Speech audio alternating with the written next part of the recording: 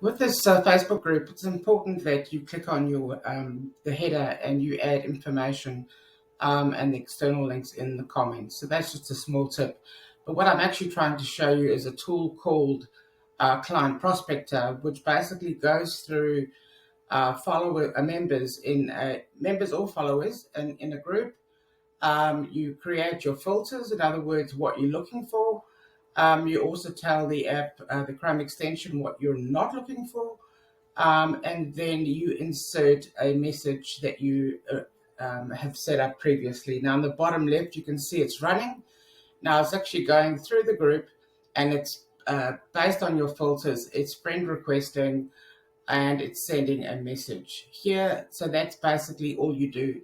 And then before you start to run it, you will go to settings, and you will add a segment, and this is personalized to the first name. And then you also create groups where you actually add that segment in. And that's pretty much it. And you can leave it running while you step away from your computer. And you can do multiple pages at one time. So yeah, give it a go and take up the free offer.